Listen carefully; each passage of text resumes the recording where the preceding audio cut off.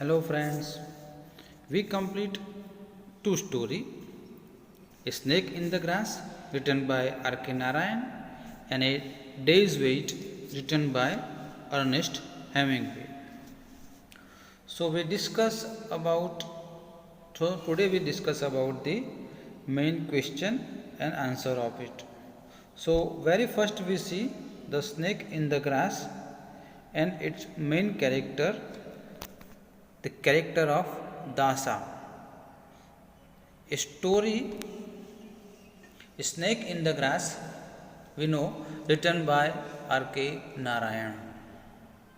In this story, Dasa is a very lazy, dishonest but clever servant.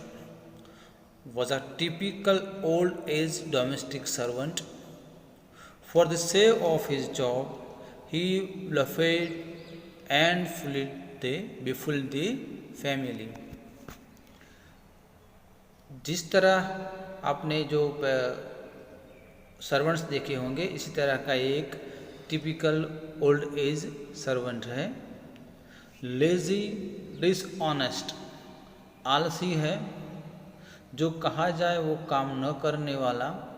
Dishonest but clever, साथ साथ भी expert भी है, बहुत क्लेवर है वो. आप उसका जो कैरेक्टर हम यहाँ कैरेक्टराइज कर रहे हैं, तो उससे आपको पता चलेगा कि ये कितना एक्सपर्ट और स्मार्ट है. Old typical as domestic servant, जैसे आपने कहीं देखे होंगे, घरेलू. डोमेस्टिक मतलब लोगों के घर में जो खास करके जो रहते हैं, बुढ़े, मतलब कुछ उम्र वाले लोग, ऐसा एज डोमेस्टिक सर्वेंट है. For the sake of his job, उसको कहा गया था कि अगर तुमने 5 बजे तक स्नेक मतलब कोबरा को नहीं ढूंढ निकाला, if you can't find him, हम तुम्हें जॉब से निकाल देंगे. वी विल फायर यू, अपने कहानी में सुना होगा. और अपने जॉब बचाने के लिए वो इस घर वालों को मूर्ख बनाता है. In the very beginning of the story we can see the das is sleeping. हमने देखा है कि सुना कि वो दोपहर का खाना खाने के बाद सो गया है, जिसके लिए एक वर्ड इस हमने लिखा है सिएस्टा, SIESTA, सिएस्टा. दोपहर का खाना खाने के बाद दास सो गया है. And after the announce by cyclist, जब वहाँ से कोई साइकिलिस्ट गुजर रहा है, he came and tried to find the cobra, वो बाहर निकला और उसने कोबरा स्नेक को ढूंढने की कोशिश की. When he forced into action, जब उसको धक्का लगा के, बाय प्रेशर, उसकी तो कोई इच्छा नहीं है, एक्शन ही ट्राइड टू हाफ हार्टेडली, मतलब दिल से काम नहीं कर रहा था वो, हाफ हार्टेडली, जाओ ना जाओ ऐसे वो काम पे गया. When the family member are discussing about the various major, आपको भी मैं याद दिला दूँ, when the family member are discussing about various major, मतलब हमने कहानी में सुना है कि आसपास के भी कुछ लोग वहाँ इकट्ठे हो गए थे. Some neighbour also are together and they are discussing about the grass cutter, about the problem of iron due to the war. ये जब ये सब चर्चाएं कर रहे हैं, डिस्कशन कर रहे हैं, at the same point one beggar and another snake charmer are also coming there. इन सब की ये सब चर्चा डिस्कशन करते हैं. साथ साथ में वहाँ का उनका जो एक यंगेस्ट लड़का है, वो भी वो US न्यूज़पेपर के बारे में भी बताता है. इसी दौरान ही appear before them with the water pot. At the same time Das appear before them, उन सब के सामने, with the water pot sealed with a slab of stone. तो वो वहाँ एक पानी का मटका या फिर पानी का जग, जो एक पत्थर से सिला हुआ है, बंद है उसका मुख, वो वहाँ लेके आता है और कहता है, आई cot him in this and don't call me at the here after. मैंने सांप को इसमें पकड़ लिया है, इसके बाद आप मुझे कभी भी आलसी, लेजी ऐसा मत बुलाना। And walk to snake charmer nearby. और वो अपना मटका लेके स्नेक चार्मर यानी कि मदारी, उस जो बाजू में रहता था, उसने उसका एड्रेस भी दिया था, वो वहाँ लेके चला जाता है। But actually he didn't catch the cobra. याद रखना है, he didn't catch the cobra, actually में उसने कोबरा को पकड़ा ही नहीं था। इसी तरह वो आपने सुना होगा, वो लड़का एंड में बताता है कि मैंने दरवाजे के नीचे से ड्रेन होते हुए वहाँ से सांप को देखा है। Thus he bluffed and befooled the family. इस तरह वो अपना झूठ बोलता है और फैमिली को मूर्ख बनाता है। Showing his cleverness, hiding his laziness and become the hero of the day.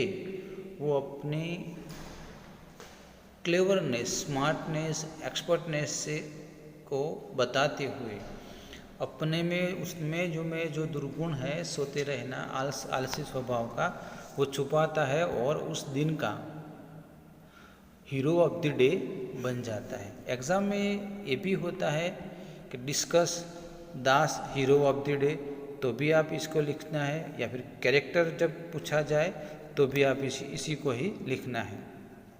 Another जो खास एग्ज़ाम में ज़्यादातर पूछा जाते हैं वो ये दो क्वेश्चन है। इसमें सबसे ज़्यादा यही क्वेश्चन बार बार आता है, हर साल पूछा गया है। What did the article in US paper state about the death due to snake. US paper में स्नेक काटने से कितने लोग मर जाते हैं, इसके बारे में क्या कहा गया है।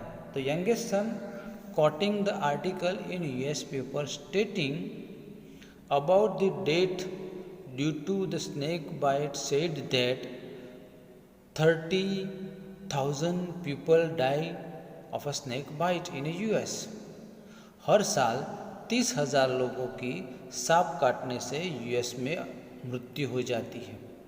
इट मीन्स, इसका मतलब ये होता है कि 83 पीपल डाई अ डे। एक दिन में 83 लोगों की मौत हो गई। और पिछले 20 मिनट से हम चर्चा कर रहे हैं 20 minute someone died of a snake bite in somewhere, मतलब दुनिया में कहीं भी कोई एक व्यक्ति सांप के या कोबरा से काटने से मर गया होगा। अगर आप इसको इतना लंबा नहीं लिखना, if you not like write long question, so you can also give in a single sentence answer. US newspaper stated that 30,000 people die by snake bite every year. 30,000 लोगों की सांप काटने से मृत्यु हो जाती है। आप सिर्फ इतना भी लिख सकते हैं। एंड लास्ट क्वेश्चन है इसका, जो कभी 2-3 बार एग्जाम में आ चुका है। How did the mother react to the beggar suggestion.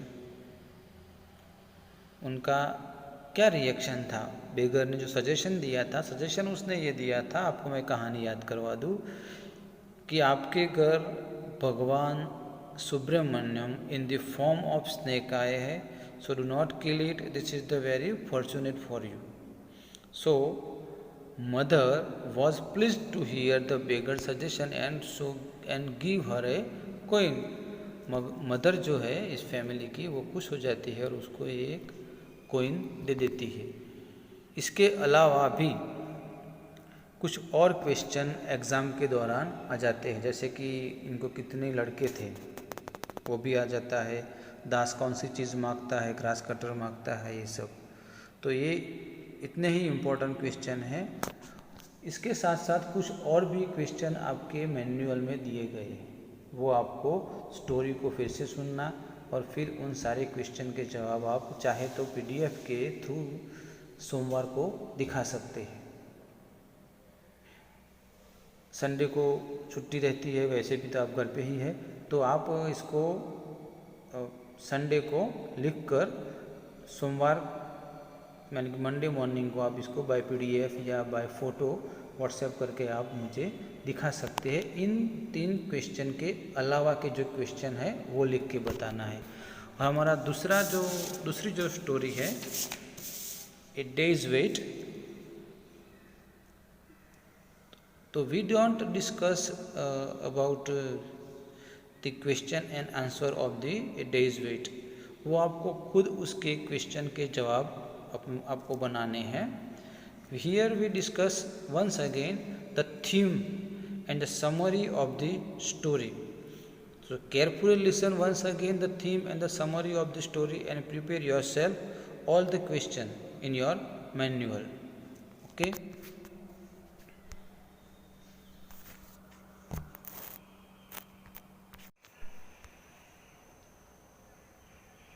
So in this story we discuss only about the summary and analysis, one kind of criticism of the story.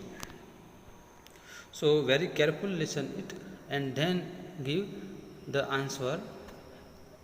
They are mentioned in your workbook. So in the very beginning of the story we can see the story open as a father discovered that his son 9-year-old boy Saz has a fever. कहानी की शुरुआत में हम देखते थे या फिर देखा है हमने जो 9-year-old है उनका बॉय साज वो बीमार है. Father sent for the doctor and diagnosis a mild case of influenza. Doctor आकर उसे देखते हैं और उसको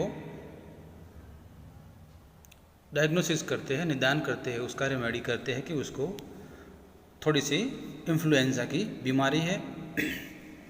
As long as the fever doesn't go above 104 degrees, the doctor say. तब तक चिंता करने की ज़रूरत नहीं है जब तक इसका बुखार 104 से ज़्यादा न हो जाए. और उसको 3 अलग अलग प्रकार की मेडिसिन दे देते हैं जो आपने देखा कि one was fever down, another purgative, उसका वो पेट साफ करने की थी, और तीसरी जो गोली थी वो एसिड कंडीशन की थी. इस तरह का हमने फर्स्ट पैराग्राफ में उसका रहता है उसको क्या तकलीफ़ थी उस बच्चे को. और in the second When the doctor leave, father reads to Saz for a book about the pirates. हमने देखा कि जो फादर है साज के वो उसके पास बैठ के एक किताब पढ़ने की कोशिश करते हैं. किताब का नाम था the book of pirates written by Howard Pyle. ये आपको नाम याद रखना है. But the boy is not paying attention and is staring fixedly at the foot of the bed. लेकिन वो बच्चा जो है साज लड़का जो है वो उसमें इंटरेस्ट नहीं रखता है और वो लगातार अपने बेड के तरफ देखते रहता है. His father suggest he try to get some sleep but साज says he would rather be awake. उसके पिताजी ने उसको कहा कि तुम सो जाओ, लेकिन उसकी वो सोने के लिए तैयार नहीं है. He also say that his father didn't stay in a room with him if he is bothered. और फादर को बताता है, साज अपने डैड को बोलता है कि अगर आपको अच्छा नहीं लगता है तो आप यहाँ से बाहर जा सकते हैं. His father say he isn't bothered and after giving him his 11 o'clock dose of medication the father goes outside. Doctor के बताई हुई जो गोलियां उसको दी जाती है उसके फादर के द्वारा सास को, और वो है थोड़ी देर के लिए बाहर जाते हैं. ये टाइम आपको याद रखना है, 11 बजे इसको ये गोली दी जाती है. अपॉन रिटर्निंग होम, फादर उसके जो बाहर गए थे वो अंदर आते हैं घर के अंदर, inside the house, and he find that साज has refuse to let anyone into his room because he doesn't want anyone else to catch the flu. Saj है वो किसी को अपने रूम में आने से मना कर रहा है, रोक रहा है. Refuse to everybody do not come inside my room. वो हर किसी को अपने रूम में आने से मना कर रहा है. वो ऐसा मानता है कि जो मुझे ये जो बीमारी हुई है इन्फ्लुएंजा की वो किसी और को लग सकती है, इसीलिए वो किसी को अपने रूम में आने से मना कर रहा है. The father enter anyway and finds the boy still staring at the foot of the bed. Father ने देखा अभी तक वो बच्चा है जो उनका सास बेटा अभी भी वो अपने फुट की तरफ, बेड की तरफ ही देख रहा है, लगातार स्टेयरिंग, वहीं एक ही तरफ से कॉन्स्टेंटली वो एक ही तरफ देख रहा है. ही टेक्स सास temperature and find is 102 as before, उन्होंने फिर से उसके बॉडी का टेम्परेचर लिया, वो वैसे का वैसे ही था। ही टेल्स साज his temperature is fine and not to worry, चिंता करने की कोई बात नहीं है, do not worry, says his father. साज says he is not worrying but he is thinking, मैं चिंतित नहीं हूँ लेकिन मैं सोच रहा हूँ। When the father gives Saj his medication, Saj asks if he thinks the medication will help, and the father answers affirmatively. लड़का कहता है कि क्या मुझे ये मेडिसिन का इफेक्ट होगा? उसके पिताजी आंसर affirmatively, हाँ, इसका सही सही से तुम्हें हेल्प होगा। क्योंकि साज के दिमाग में कुछ और ही चल रहा है। इस स्टोरी का जो मेन थीम है वो ये है कि he is a fear from unknown disease. आगे क्या होता है? आफ्टर अटेम्प्टिंग टू इंटरेस्ट साज in the pirate book and failing, father poses.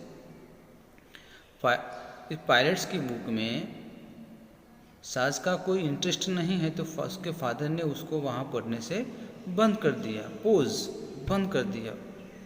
Where upon साज ask him when the father thinks साज विल डाई। इसी दौरान साज अपने फादर को एक क्वेश्चन करता है। आपने स्टोरी में सुना है, एक डायलॉग है कि मैं मर जाऊंगा, आई विल डाई। ये उसके फादर ने जब उसको सोचा तो अपने बेटे की तरफ देखते हैं। इट इमर्स दैट साज has heard at school in France that no one can live with a temperature about 44। साज ने किसी स्कूल में, फ्रांस की स्कूल में सुना था कि अगर किसी का टेम्परेचर 44 से ज़्यादा हो जाता है तो वो आदमी मर जाता है।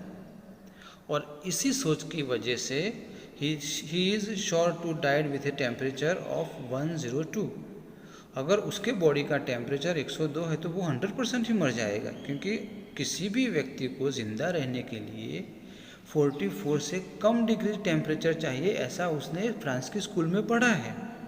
जबकि यहाँ डॉक्टर ने जो उसका टेम्परेचर लिया था वो 102 था, यानी कि वो बिल्कुल ही मर जाएगा। And he has been waiting to die all day, और इसकी वजह से वो पूरे दिन से मरने का इंतज़ार कर रहा है। After the father explain the difference between Fahrenheit and Celsius, साज रिलैक्स। उसके पिताजी उसको ये फ़ारेनहीट और सेल्सियस के टेम्परेचर का जो डिफरेंट है वो डिफरेंट फादर साज को किलोमीटर और माइल से बताते हैं। तब जाके साज जो है वो रिलैक्स होता है, letting go of his iron self control, and next day he allow himself to get upset over little things. अब उसका थोड़ा आयरन सेल्फ कॉन्फिडेंस आता है। उसको अब लगने लगा कि मेरा जो टेम्परेचर है और जो सेल्सियस टेम्परेचर होता है वो दोनों डिफरेंट है, और इसने वो मतलब थोड़ा ठीक हो जाता है। और ओवर लिटल थिंग्स, अब वो किसी और की चीज़ के बारे में सोचता नहीं है। मतलब इन the very next day of the morning साज बिकम वेरी out, मतलब that he come out of the fever, not only fever but he is also come out from the fear। वो अपने डर से भी बाहर आ जाता है। कहानी का तात्पर्य ये है कि we can't take any decision without understanding of anything। किसी भी चीज़ को सुन लेने से हमें उस पर मान लेना नहीं चाहिए। जब तक हम खुद उसका पता न कर पाए या फिर उसकी सही जानकारी हमें नहीं मिलती, तब तक हमें किसी भी बात पर जल्दी से यकीन नहीं करना है। तो ये जो स्टोरी की पूरी अपने इसकी जो पूरी समरी है, इसका क्रिटिसिज्म है, इसके आधार पे आपको कुछ जो वर्कबुक में जो क्वेश्चन दिए गए हैं उनका सही सही जवाब देना है। अगर फिर भी आपको कोई प्रॉब्लम होता है, लग रहा है, तो you can ask me at the during college time. So और आपकी जो वर्कबुक है उसमें आप अभी जो 2 कहानियाँ हैं, स्नेक इन द ग्रास और ये हमारी लास्ट वाली, इसके आप क्वेश्चन आंसर लिख सकते हैं। हम अगले लेक्चर में तीसरी जो हमारी कहानी है, a lost dollar written by Stephen Leacock, वो हम अगले लेक्चर में देखेंगे।